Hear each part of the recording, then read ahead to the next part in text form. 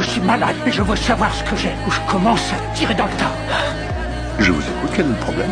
L'homme a déjà consulté 16 médecins. Il a dépensé toutes ses économies, sans jamais trouver la cause de sa maladie. Il décide alors de prendre un risque extrême. Ce qui manquait, c'est une réponse. J'arrive pas à respirer.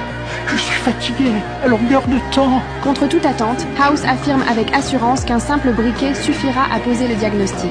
En voyant que le patient a déjà du mal à souffler pour éteindre la flamme, et en repensant aux palpitations et à la fatigue mentionnées par le preneur d'otage, House obtient très vite sa réponse. Un simple agent d'alkylation et affaire résolue. Je vous dis à la prochaine. À ce moment-là, la directrice appelle pour demander des nouvelles. House lui dit qu'il suffit d'envoyer du propofol pour l'injecter au preneur d'otage, et que tout ira bien. La directrice est abasourdie, car le propofol est un anesthésiant. Il ne fait que faire perdre connaissance. Mais le preneur d'otage, lui, ne le sait évidemment pas. La directrice comprend alors l'intention de House. Elle lui conseille malgré tout de ne pas agir impulsivement et de laisser la police s'en charger. Mais House est sûr de lui, et c'est à cet instant que l'accident se produit. Donnez-le à quelqu'un d'autre. Vous me donnerez une autre dose si je vois que tout se passe bien. House n'a pas le choix. Il injecte d'abord le plus costaud des patients, puis il s'apprête à injecter le preneur d'otage. Mais à ce moment précis, le colosse s'effondre brutalement. Je croyais avoir plus de temps avec un gaillard de cette corpulence. Vous me prenez pour un imbécile?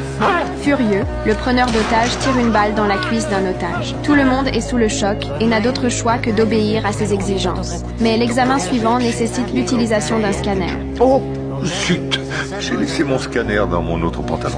Le preneur d'otage ligote tout le monde ensemble et les escorte jusqu'à la salle d'examen. Si vous bougez d'un centimètre, je vous flingue. House est sans voix. Un homme armé d'un pistolet en métal, comment pourrait-il passer une IRM? Le métal du revolver fiche en l'air l'image.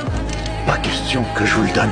La seconde suivante, le preneur d'otages se soumet docilement à l'examen. Les otages saisissent l'occasion pour s'enfuir.